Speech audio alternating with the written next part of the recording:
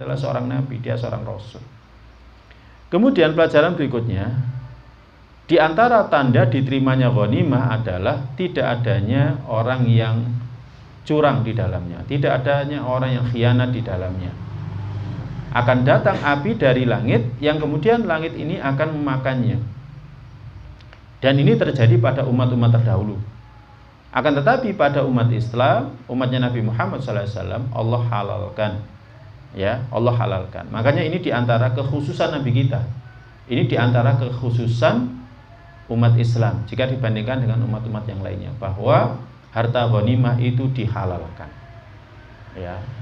Tetapi tidak langsung dimiliki. Misalkan ketika dalam peperangan kita misalkan membunuh si A, maka baju besinya, kemudian topi besinya, helmnya, kemudian pedangnya, kemudian uangnya, itu langsung dia miliki. Tidak seperti itu, dikumpulkan lebih dulu.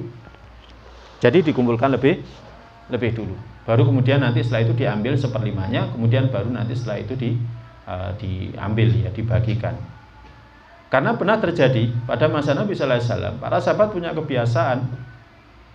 punya kebiasaan. Kalau ada orang yang syahid fisabilillah, maka dia akan dikatakan syahid fulan, syahid fulan, syahid. Pernah suatu ketika Nabi Sallallahu Alaihi Wasallam mengingkari apa yang dikatakan sahabat. Ketika sahabat mengatakan fulan syahid, Nabi mengatakan tidak, dia di neraka. Akhirnya orang mencari tahu kenapa dia di neraka. Ternyata para sahabat mendapati ada harta ghanimah yang belum dibagikan, itu dia sudah sisihkan. Mungkin dia melihat, oh ini barang ini lebih bagus dari yang lainnya, akhirnya disisihkan lebih dulu, padahal belum dibagi. Maka tidak boleh seperti itu. Ya, dan ini termasuk ghulul, ini termasuk kecurangan. Tidak boleh. Jadi harta ghanimah harus diberikan kepada pemimpin lebih dulu, kemudian baru setelah itu dibagikan. Nah, kemudian pelajaran berikutnya, hadis ini menjelaskan bagaimana Allah dengan kasih sayangnya menutup, ya, aib daripada umat ini. Beda dengan umat-umat sebelumnya.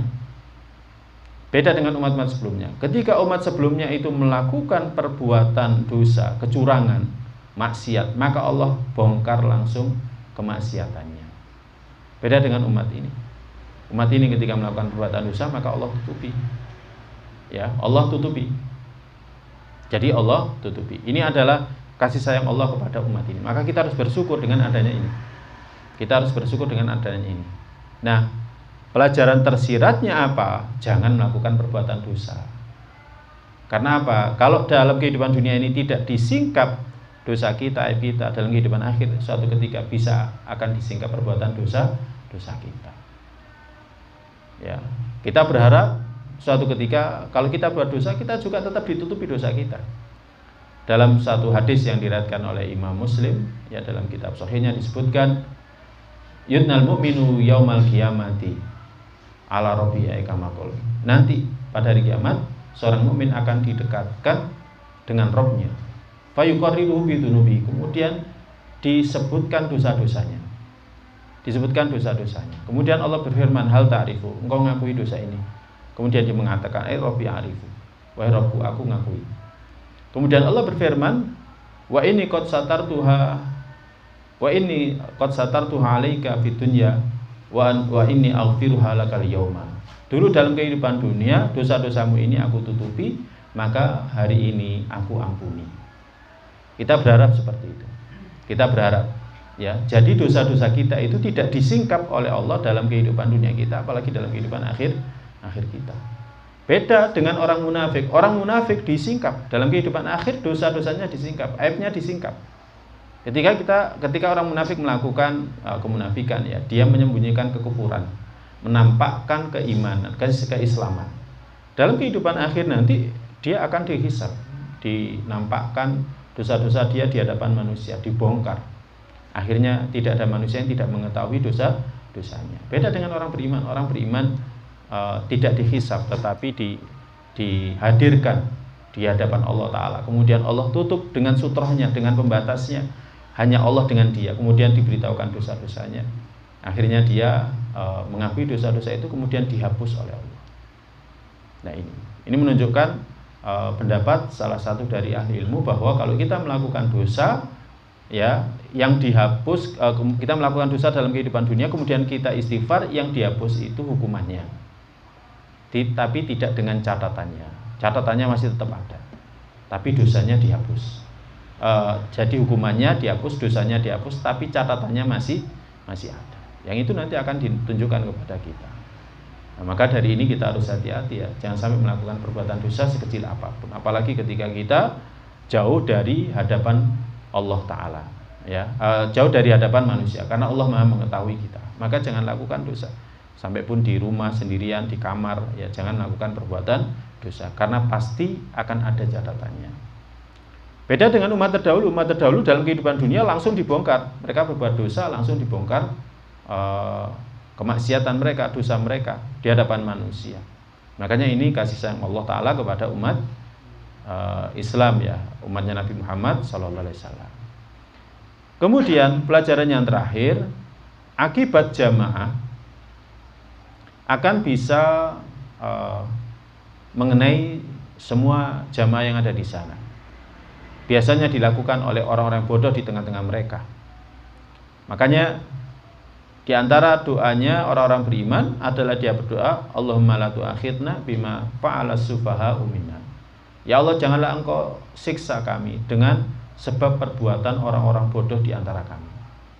Ya, jadi ada akibat yang bisa mengenai seluruh orang-orang Islam, seluruh orang-orang beriman dengan sebab dosa yang dilakukan oleh sebagian dari mereka, yakni orang-orang bodoh, orang yang tidak ngerti agama. Dan akibatnya tidak hanya mengenai mereka, tetapi kita juga orang-orang beriman. Ya, seperti yang disebutkan di sini, di mana dalam kisah ini ya, ghanimah mereka itu tidak diterima sampai akhirnya ketika Nabiullah Yusha bin Nun alaihissalam memberitahukan ada yang khianat, ya kan? Akhirnya ketemu siapa yang berkhianat, kemudian mereka mengembalikan apa yang mereka curangi, barulah kemudian akhirnya ghanimah itu diterima. Nah, ini kan perbuatan bodoh sebagian orang, segelintir orang yang akibatnya dirasakan oleh seluruh orang. Itu. Ya, kadang ada di antara kita orang yang bodoh seperti ini melakukan kebodohan, akhirnya dampaknya kepada kita semuanya orang-orang beriman. Ya, makanya kadang kita nggak tahu mereka, Ya, makanya ini di antara doa orang beriman, yakni berdoa kepada Allah, ya Allah janganlah engkau siksa kami dengan sebab perbuatan bodoh di antara orang-orang bodoh di antara kami. Karena kalau kita mendapatkan azab dari Allah Ta'ala, ya sudah. Ya, ini adalah kerugian ya dalam kehidupan dunia kita. Walaupun dalam kehidupan akhir suatu ketika akan dibangkitkan sesuai dengan keadaan kita. Kalau kita dalam keadaan beriman, ya nanti kita akan dibangkitkan dalam keadaan yang beriman. Wallahu a'lam bishawab. Kemudian hadis yang ke-6 dari bab as-sidqu. Hadis yang diriwayatkan dari Abu Khalid Hakim bin Hizam radhiyallahu ta'ala anhu, dia mengatakan Rasulullah sallallahu alaihi wasallam pernah bersabda, al-bayyi'ani bil khiyar. Al-bayyi'ani, ya, dua orang yang berdagang, maksudnya adalah penjual dan pembeli, bil khiyar. Dia bebas untuk memilih. Ya, dia bebas untuk memilih, al-khiyar. Ya, al-khiyar itu artinya bebas memilih mana yang lebih baik. Ini disebut dengan khiyarul majlis. Ya, khiyarul majlis. Mereka bebas memilih, penjual bebas untuk menjual, wes saya nggak jadi menjual. Ya, saya nggak jadi menjual, jenengan orangnya ruwet misalkan kayak gitu. Atau misalkan yang membeli nggak jadi membeli, saya nggak jadi membeli karena ternyata barangnya ada cacatnya nggak sesuai dengan harganya. Misalkan boleh malam yatafarraqah, selama keduanya belum berpisah.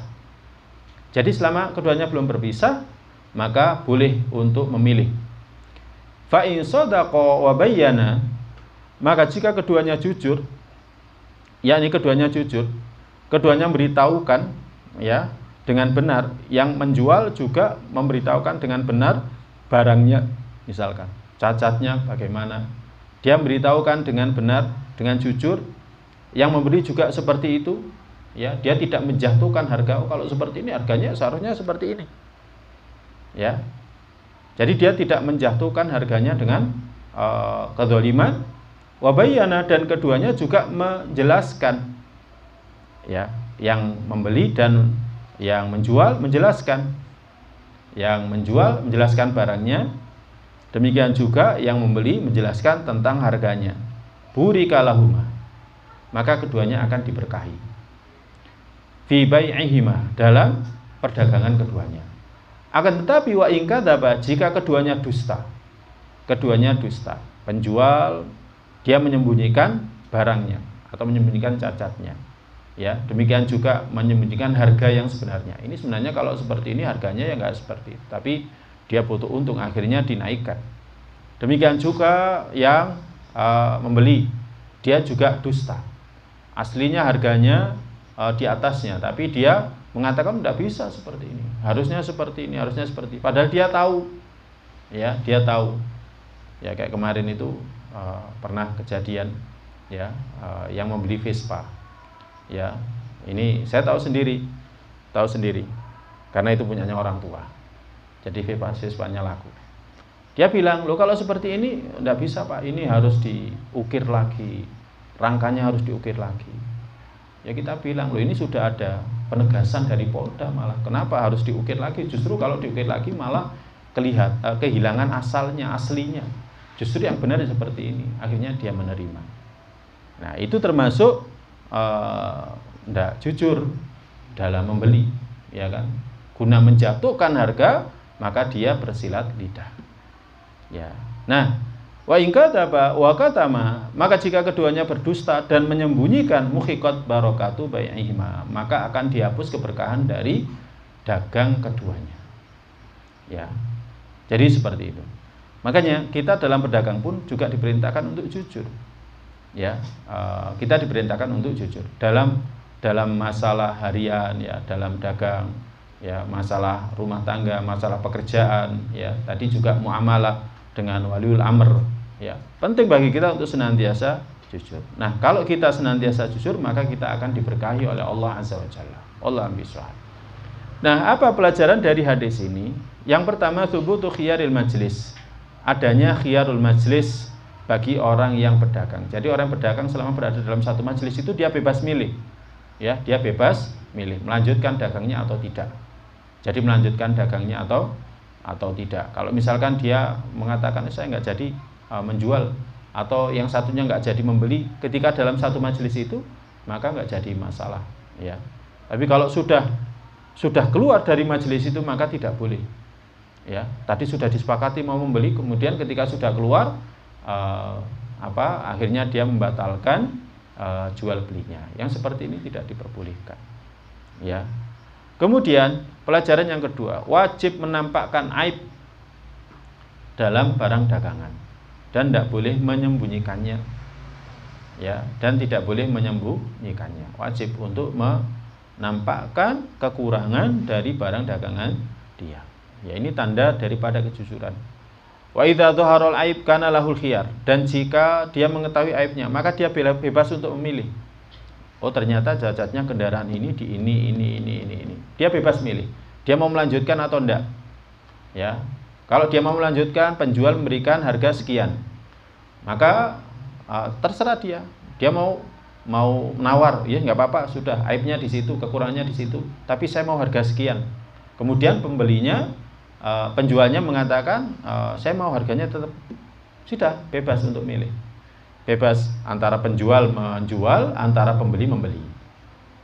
Misalkan penjualnya mengatakan, ya Anda yang pertama kali datang ke sini, yang lain cuma tanya-tanya saja melalui pesan singkat. Ya, Anda betul-betul datang ke sini, ya udah tak jual dengan harga segitu. Nah itu berarti ya sudah menjadi kesepakatan. Ya, nah yang seperti itu diperbolehkan.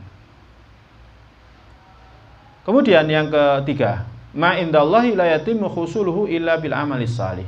Apa yang berada di sisi Allah berupa keberkahan, itu tidak akan didapatkan kecuali dengan amal salih.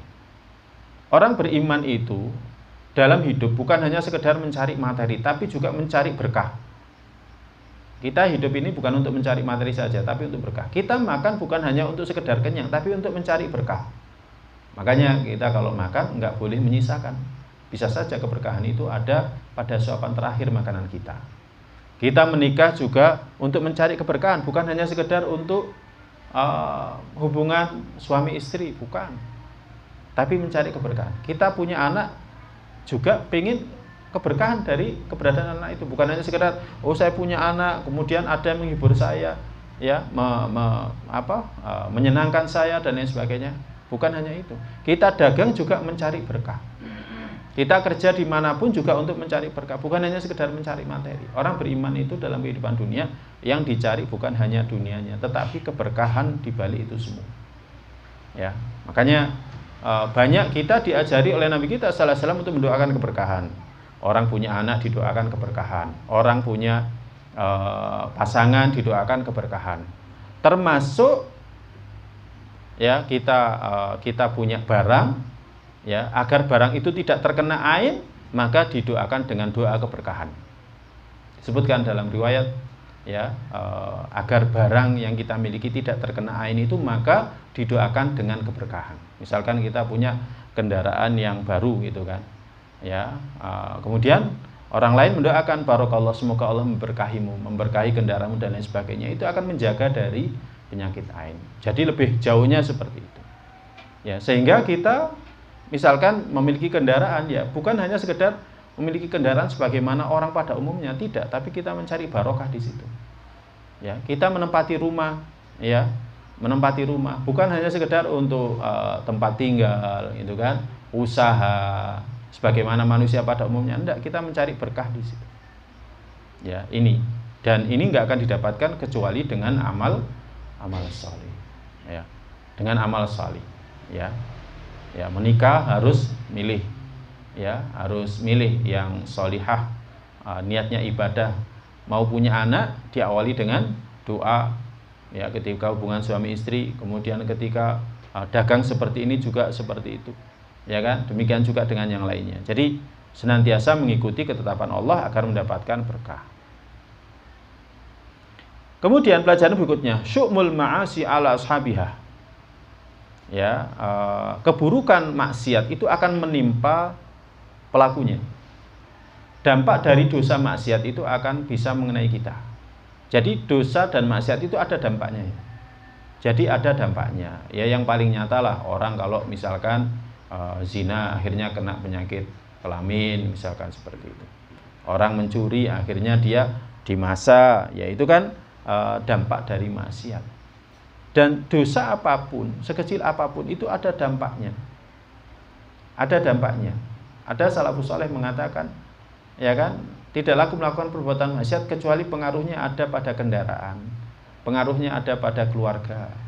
Kenapa sekarang istri kok jadi cerewet, nggak bisa dididik dan lain sebagainya? Itu bisa saja karena dosa kita sebagai seorang suami.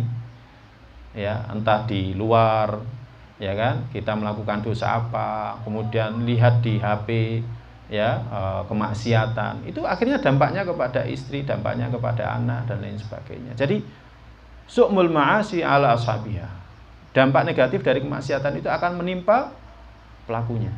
Ya, kendaraan kita, kenapa kendaraan kita kok banyak rewelnya, nggak seperti kendaraan orang lain, padahal belinya juga sama, kok kendaraan kita banyak rewelnya? Ya, itu kita harus banyak muhasabah. Di antaranya adalah mungkin sebab karena kita melakukan perbuatan dosa dan maksiat. Fayatudhibu bi khairid dunya wal akhirah.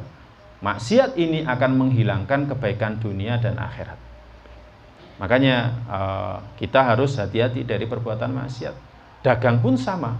Kalau dalam berdagang kita tidak hati-hati, akhirnya kita dekat kepada maksiat, ya kan? Akhirnya kita akan melihat dampaknya dalam kehidupan kita. Ya, rumahnya misalkan atapnya sering bocor, padahal sudah diganti berkali-kali, ya, silakan muhasabah. Mungkin sebabnya dosa maksiat yang kita lakukan, yang kita tidak menyadarinya. Ya, anak kita rewel terus gitu kan, susah dididiknya, ya bisa saja dari dosa kita, maksiat kita. Kita sendiri mungkin nggak pernah sholat berjamaah ke masjid, atau kita melakukan dosa apa. Jadi seperti itu. Jadi jangan menyalahkan anak kita dulu, jangan menyalahkan istri kita dulu, tapi salahkan diri kita. Dosa apa yang kita lakukan? Ya, dosa apa yang kita lakukan? Kemudian pelajaran yang terakhir, as-sidqu fit tijarah, jujur dalam berdagang. Ini ya sangat dianjurkan. Ya, la yasiru alaihi illa dzu hadzin azim. Tidak ada yang melakukannya kecuali dia pasti akan mendapatkan bagian yang sangat banyak. Ya, kita bisa muhasabah introspeksi dari generasi terdahulu. Bagaimana Abdurrahman bin Auf, Utsman bin Affan, ya para sahabat radhiyallahu ta'ala anhum, mereka berdagang tapi ya mereka sukses. Jadi mereka sukses. Contoh Utsman bin Affan, orangnya gampangan. Memang kita kalau dagang disuruh gampang. Ketika dia membeli sumur rumah, ya, bi'ru rumah, yang mana sumur ini dimiliki oleh orang Yahudi. Ketika di Madinah terjadi kekeringan, ya, di Madinah terjadi kekeringan, ada satu sumur yang nggak kekeringan. Akhirnya orang-orang ambil dari sumur itu. Kemudian Nabi sallallahu alaihi wasallam menyampaikan sabdanya, sekiranya ada dari kalian yang memiliki sumur itu. Akhirnya Utsman membeli. Tapi orang Yahudi ini tidak mau. Orang Yahudi ini tidak mau. Ya, tidak mau dia dibeli seluruhnya. Ya, dia juga pengen dagang. Akhirnya dia pun membeli sebagiannya. Nah, ketika membeli sebagian, dia menjual sebagiannya. Ketika menjual sebagiannya itu harganya dinaikkan. Karena apa? Ya, prinsip ekonomi, semakin banyak yang butuh ya berarti harganya semakin melambung. Akhirnya ditinggikan. Utsman pun ya mengikuti apa yang diinginkan, mau jual berapa ya sudah. Ya, justru disitulah barokah daripada tijarahnya Utsman radhiyallahu ta'ala. Sampai akhirnya dia pun berhasil membelinya, kemudian dia berbagi dengan orang Yahudi ini. Sehari dia yang jualan, sehari orang Yahudi yang jualan. Nah, pas masanya Utsman jualan maka digratiskan. Akhirnya banyak orang-orang yang mengambil air itu secara cuma-cuma. Tapi pas waktunya orang Yahudi ini nggak ada yang ngambil. Karena apa? Ya karena dia menarik, mematok dengan harga yang tinggi. Sampai akhirnya pun dia jual seluruhnya kepada Utsman radhiyallahu ta'ala. Nah, seperti itu. Jadi akhirnya dzu hadzin azim, dia punya bagian yang sangat banyak. Bagiannya itu apa? Bagiannya itu adalah pahala di sisi Allah Ta'ala. Dan sampai sekarang wakafnya masih ngalir. Ya, Utsman bin Affan radhiyallahu ta'ala wakafnya masih ngalir. Bahkan satu-satunya sahabat yang punya rekening bank ya di kerajaan Arab Saudi itu ya dia. Ya, sekarang masih ngalir ya. Nah, ini semuanya berawal dari asidku, diantaranya adalah kejujuran ini. Nah, ini khotal iman jamaah sekalian yang dirahmati Allah. Makanya seharusnya dengan adanya pembahasan ini orang Islam itu menjadi orang yang pertama jujur. Ya, menjadi orang yang pertama jujur. Ya, agar kita menjadi negara yang maju. Nggak mungkin agar kita menjadi negara yang maju, umat kita menjadi umat yang maju kalau kita nggak jujur.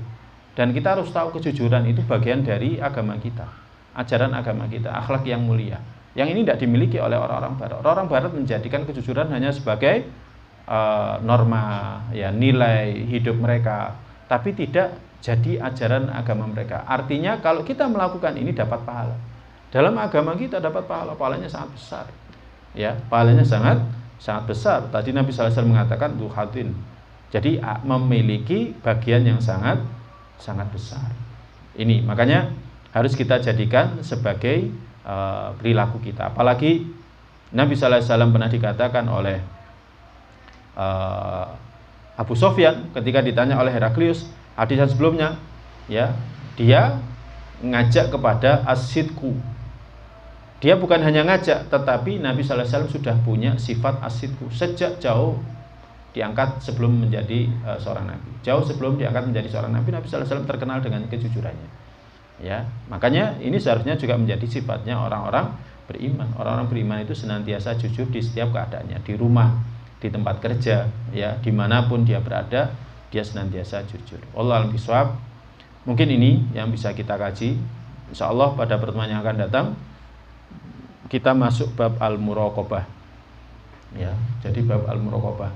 Jadi merasa diawasi atau numbuhkan pada diri kita, ya, rasa senantiasa diawasi oleh Allah Azza wa Jalla. Wallahu a'lam bishawab. Ada yang mau ditanyakan dari yang sudah kita sampaikan? Ya, tafadhol.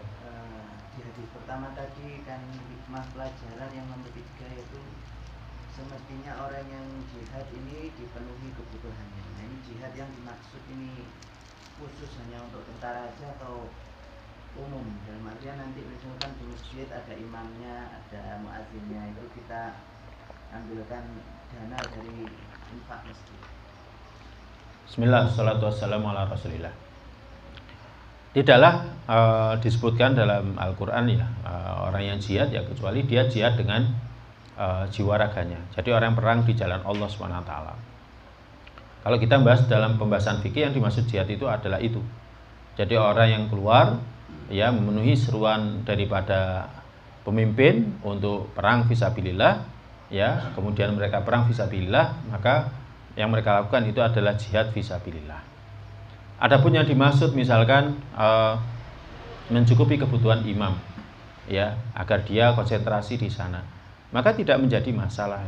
Jadi tidak menjadi masalah. Misalkan kita mengangkat seorang imam ini diangkat sebagai pegawai lah, akhirnya agar dia konsentrasi di sana, memakmurkan sholat jamaah 5 waktu yang ada di sana, nggak jadi masalah. Adapun muadzin ada larangan dari Nabi Sallallahu Alaihi Wasallam untuk mengambil upah dari adzan dia. Ya, tapi kalau dia diangkat akhirnya dia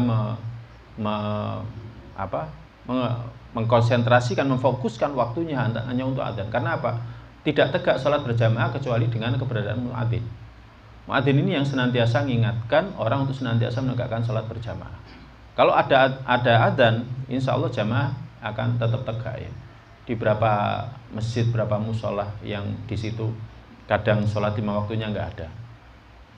Itu kalau ada yang adzan biasanya jamaah akan datang. Tapi kalau nggak ada yang adzan, jamaah nggak datang. Ya, tapi kalau ada yang adzan, jamaah datang. Makanya sangat penting memperhatikan keberadaan muadzin ini.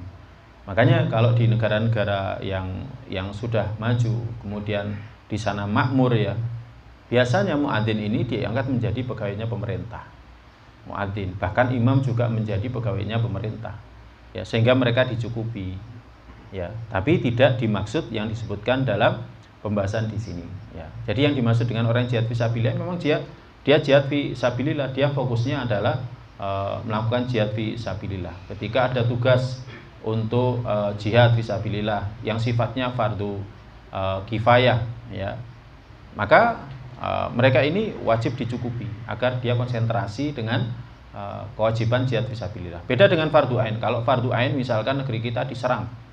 Jadi negeri kita diserang ya, maka dalam kondisi seperti ini hukumnya fardu ain dan tidak perlu kebutuhan mereka dicukupi, nggak perlu. Wong negeri kita diserang kok. Ya sama seperti ketika negara kita dulu diserang ya, peristiwa agresi militer yang pertama dan yang kedua negeri kita diserang ya, untuk jihad fisabilillah sifatnya fardu ain, nggak perlu nunggu di suplai dulu kebutuhan kita ya, wong kita diserang kok. Ya, beda dengan yang sifatnya fardu kifayah. Maka dalam kondisi seperti ini perlu dicukupi agar mereka fokus. Ya, makanya yang disyariatkan di sini adalah orang yang jihad fisabilillah. Adapun yang lainnya seperti muadzin atau seperti marbot, ya kan, tidak termasuk yang disebutkan dalam hadis ini. Tapi ya, mereka tetap juga perlu dicukupi agar mereka enggak nyabang, mereka fokus. Ya, karena memang melayani jamaah itu juga perlu fokus. Jadi sebenarnya kita ngurusi masjid itu kan dalam rangka melayani jamaah, agar jamaah itu kerasan di masjid. Maka juga harus fokus. Maka nggak jadi masalah ya diambilkan dari kasnya masjid ya, agar mereka fokus ngurus jamaah. Kalau rutin ada pengajian, rutin ada salat 5 waktu, nanti jamaahnya juga akan rutin dengan sendirinya. Ya, jadi seperti itu. Jadi bukan dalilnya ini, tetapi itu dengan dalil yang lainnya. Jadi dengan dalil yang lainnya. Allahu a'lam. Ada lagi yang lain? Atau sudah cukup nggih? Baik, nanti bisa kita diskusikan setelah kita sholat isya kalau ada yang perlu ditanyakan. Semoga bermanfaat untuk saya pribadi dan kita semuanya. Semoga Allah Ta'ala memberikan kepada kita istiqomah dan juga ilmu yang bermanfaat. Semoga ilmu yang kita pelajari pada malam hari ini mendatangkan untuk kita kebaikan dunia kita apalagi akhirat kita. Allahumma inna nas'aluka ilman nafi'an wa rizqan thayyiban wa amalan mutaqabbala. Allahumma qina adzabaka yauma tab'atu ibadaka. Allahumma inna ala dzikrika wa syukrika wa husni ibadatik. Kita akhiri dengan doa penutup majelis. Subhanakallahumma bihamdika asyhadu an la ilaha illa anta astaghfiruka wa atubu ilaik. Assalamualaikum warahmatullahi wabarakatuh.